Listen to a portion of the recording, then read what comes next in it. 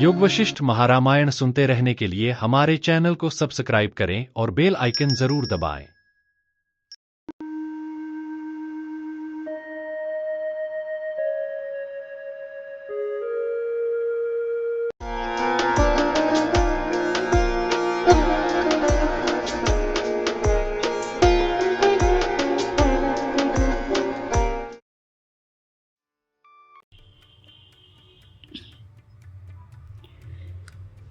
उत्पत्ति प्रकरण के सर्ग 104 में लवणाख्यान का आरंभ हुआ है, जिसमें राजा लवन की कथा सुनाई गई है। यह कथा यथार्थ और माया के गहरे सिद्धांत को समझाने के लिए प्रस्तुत की गई है।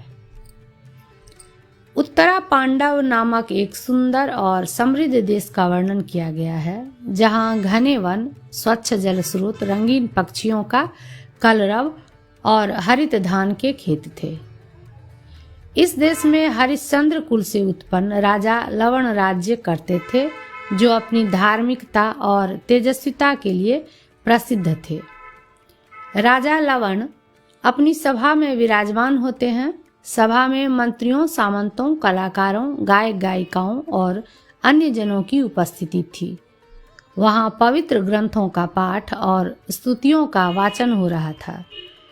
एक ऐन्द्रजालिक अर्थात जादूगर सभा में प्रवेश करता है और राजा को एक अद्भुत दृश्य दिखाने का प्रस्ताव रखता है। उसने माया से एक असाधारण घोड़ा उत्पन्न किया, जो अपनी सुंदरता और वेग में उच्चैःश्रवा के समान था। राजा लवण उस अद्भुत घोड़े को देखकर स्तब्ध हो जाते हैं। उनका ध्यान इतना गहरा हो जाता है कि वह समाधि स्थिति में चले जाते हैं। सभासद राजा के इस व्यवहार से विस्मित और चिंतित हो जाते हैं, लेकिन कोई उन्हें विचलित करने का साहस नहीं करता। राजा के ध्यान में लीन होने से सभा में मौन छा जाता है। सभी स्तब्ध होकर राजा के पुनः सामान्य स्थिति में आने की प्रतीक्षा करते हैं। यह सर्ग यह दिखाने का प्रयास करता है कि बाह्य जगत का आकर्षण कितना शक्तिशाली हो सकता है, लेकिन वह अंततः चित्त की माया के अधीन है। राजा लवण का विस्मय और समाधि इस बात का प्रतीक है कि मनुष्य का चित्त कैसे अद्भुत और असत्य प्रतीत होने वाली वस्तुओं में उलझ जाता है।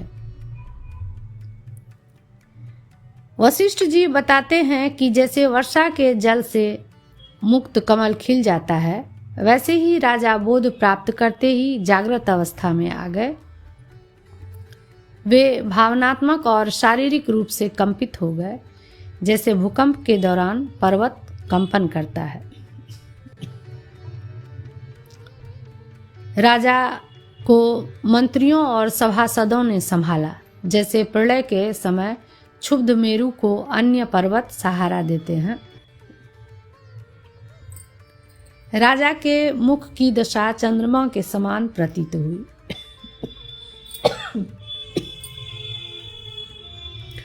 जो समुद्र के ज्वार से प्रभावित होता है। जागने के बाद राजा ने सभा और अपने स्थान के बारे में प्रश्न किया। सभासदों ने आदरपूर्वक उन्हें सांत्वना दी। मंत्री और सभासद राजा की स्थिति को देखकर व्याकुल हो गए और उनके मोह का कारण जानने का प्रयास करने लगे। वशिष्ठ जी ने बताया कि तुच्छ विषयों में आसक्त और विवेकहीन मन भ्रम और मोह का शिकार होता है, लेकिन विवेक और अभ्यास से शुद्ध मन मोह में नहीं पड़ता। विवेकशील मन मेरु पर्वत की भांति अडिग रहता है और इसे कोई भी परिस्थिति विचलित नहीं कर सकती। राजा ने अपने अनुभव को आश्चर्यजनक बताते हुए सभा को संबोधित किया। उन्होंने कहा कि देह रहते हुए भी ज्ञानवान का मन कभी कभी क्षणिक मोह में फंस जाता है। उन्होंने ऐन्द्रजालिक मायावी के चमत्कार को मोह उत्पन्न करने वाला बताया, लेकिन साथ ही इसे भगवान की शक्ति का परिचय माना। राजा ने सभा को बताया कि उन्होंने एक मुहूर्त में कई विचित्र घटनाएं और दशाएं देखी। वे एक ऐसे आख्यान को सुनाने के लिए तैयार थे जो उनकी स्थिति को स्पष्ट करेगा। ये थे सर्ग 104 और 105 के सारांश। और अब आइए विस्तार से जानते हैं सर्ग 104 को। योग वशिष्ठ महारामायण सर्ग 104 उत्पत्ति प्रकरण। लवणाख्यान में पहले देश, राजा और सभा का वर्णन तथा सभा में ऐन्द्रजालिक के घोड़े का दर्शन और राजा के विस्मय का वर्णन। श्री वशिष्ठ जी ने कहा, श्री रघुवंश मणे, यह जगत रूप इंद्रजाल जिस प्रकार चित्त के अधीन है, यानी चित्त की कल्पना के अधीन है, उसे समझाने के लिए यहाँ पर मैं आपसे एक उत्तम उपाख्यान कहूँगा। आप सावधान होकर सुनिए। इस भूमंडल में अनेक वनों से व्याप्त, धन जन से सुसमृद्ध उत्तरा पांडव नामक एक विशाल देश है। उसके अत्यंत घने और गहन वनों में तपस्वी शांत चित्त से निवास करते थे, अर्थात बाघ चोर आदि का कहीं कोई उपद्रव न था। उसके नगरों के उपवनों में विद्याधारियां लताओं के हिंडोले बनाकर झूलती थी। उस देश के सब पर्वत वायु से उड़ाई गई कमल के केसर राशि से पीले पड़ गए थे। शोभायमान फूलों की राशि से पूर्ण वन श्रेणी ही उसका अवतंस शिरोभूषण यानी सिर पर तिरछी माला था। उसके गांवों के चारों ओर करौंदे के फूल, झाड़ियां और फूलों के गुच्छों से भरे हुए जंगल थे। ऊंचे ऊंचे खजूर के पेड़ों से उसके बहुत से गांव आच्छन्न थे। लोगों के धू धू शब्द से आकाश गूंजता था। उत्तम पीले रंग की मणियों की श्रेणी के सदृश पके हुए धानों के खेतों से सारा देश पीला दिखता था। नीलकंठ के शब्द से खूब गूंजे हुए वन और जंगलों से वह देश सुशोभित था।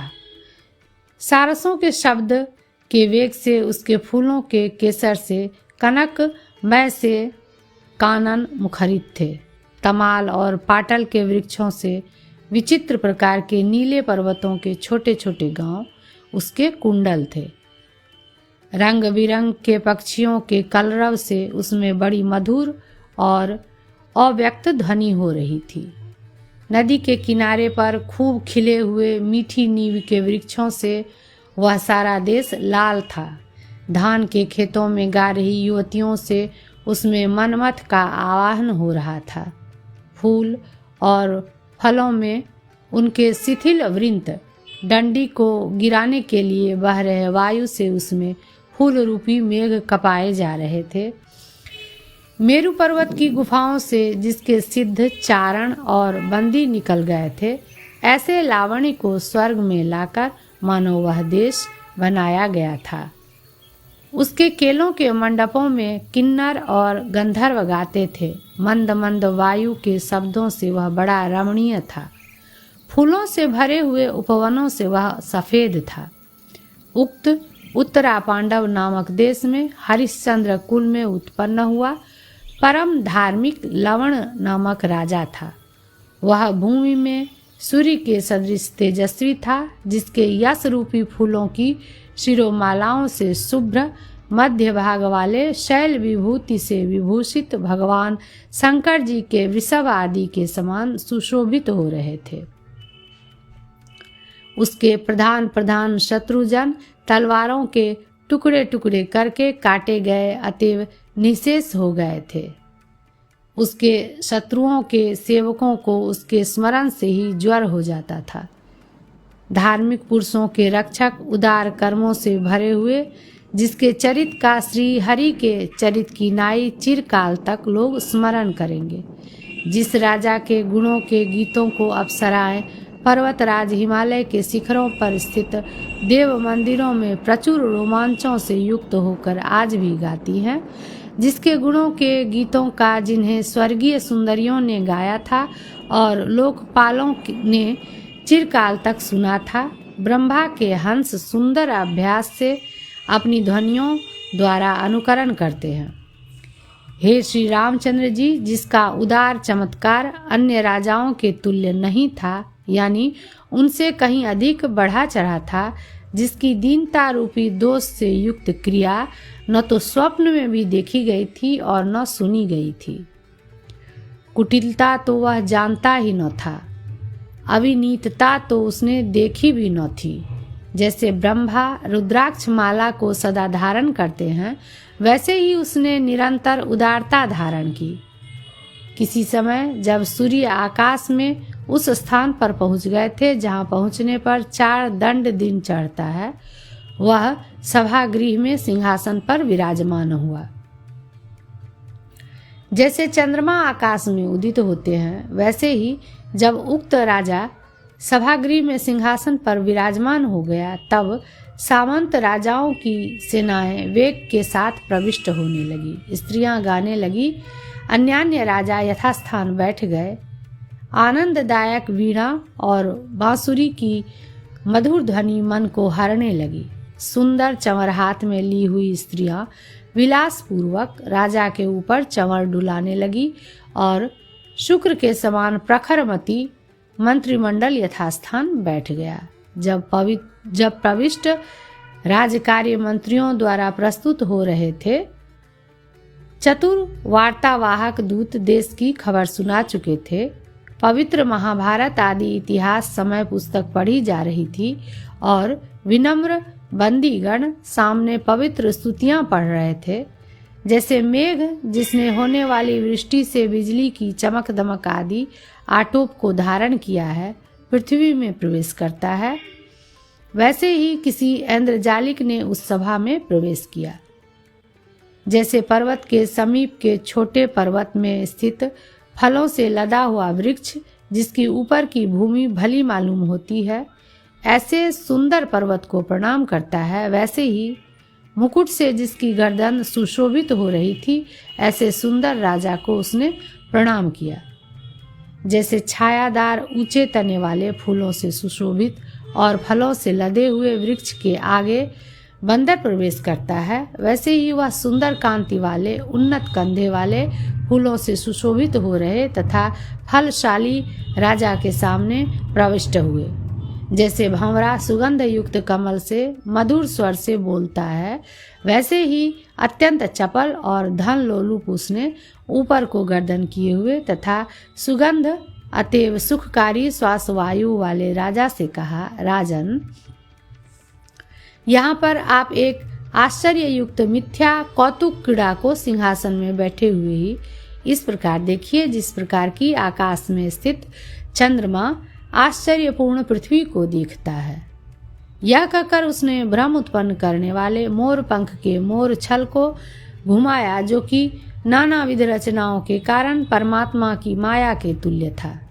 जैसे देव विमान में स्थित इंद्र अपनी धनुष लता को इंद्रधनुष को देखता है, वैसे ही राजा ने तेज के कणों से विराजित उस मोर छल को देखा।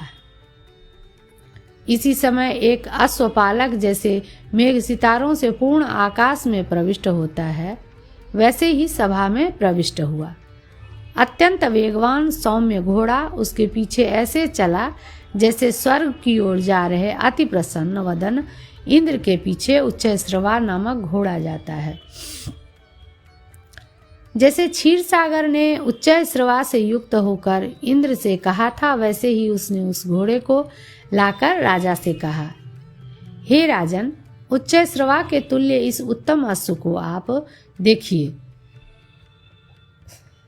वेग से उड़ने से यह मूर्तिमान वायु की तरह है। हे प्रभु, हमारे स्वामी ने इसे आपके समीप भेजा है, क्योंकि उत्तम पदार्थ महान पुरुषों के समर्पण से अधिक सुशोभित होता है। जैसे मेघ निर्घोष के शांत होने पर चातक मेघ से कहते हैं, वैसे ही उसके ऐसा कहने पर ऐन्द्रजालिक ने कहा, हे प्रभु, जैसे सूर्य अपने प्रताप से अधिक शोभायुक्त पृथ्वी पर विचरण करते हैं, वैसे ही इस सुंदर घोड़े पर सवार होकर आप संपूर्ण भुवन में विचरण कीजिए। उसके ऐसा कहने पर जैसे मयूर गर्दन उठाकर घोर शब्द वाले मेघ को देखता है, वैसे ही राजा ने गर्दन ऊंची करके उस घोड़े को देखा। देखने के अनंतर चित्र में लिखित आकार के तुल्य आकार वाला राजा निर्निमेष दृष्टि से घोड़े को देखता हुआ भीत में लिखे हुए चित्र के तुल्य निश्चल हो गया। जैसे समुद्र पीने के लिए उद्यत हुए अगस्त्य की दृष्टि से क्षुब्ध होकर अपने भीतर स्थित पर्वत रूपी मीणों के साथ भय से स्तंभित होकर स्थित हुआ था, वैसे ही राजा क्षण भर देखकर सिंहासन में ही आंख बंद करके स्थित हो गया। 2 मुहूर्त तक राजा आत्मा में ध्यानासक्त के समान ऐसे स्थित हुआ जैसे कि वीतराग और बाह्य दृष्टि शून्य मुनि परमानंद में स्थित होता है। अपने पराक्रम से बलवानों पर जिसने विजय पाई थी, ऐसे उस राजा को किसी ने नहीं जगाया, क्योंकि वे सोचते थे कि ये किसी बड़ी भारी चिंता का अपनी बुद्धि से चिंतन कर रहे हैं। जिनमें चंद्रमा की किरणें स्तंभित हो ऐसी रात्रियों की नाई केवल वहां पर चंवर डुलाने वाली महिलाएं निश्चल सफेद चंवर वाली हो गई, यानी उन्होंने चंवर डुलाना बंद कर दिया। जैसे मिट्टी से बने हुए निश्चल केसर और दल वाले कमल शोभित होते हैं, वैसे ही विस्मयपूर्ण निश्चल वे सब सभासद शोभित हुए। जैसे वर्षा ऋतु की समाप्ति में आकाश में मेघ का गर्जन शांत हो जाता है, वैसे ही सभा मंडल में धीरे धीरे कोलाहल शांत हो गया। जैसे कि भगवान विष्णु के असुर युद्ध में पीड़ित होने पर देवताओं को चिंता होती है, वैसे ही संदेह समुद्र में डूबे हुए बुद्धिमान मंत्री परम चिंता को प्राप्त हुए।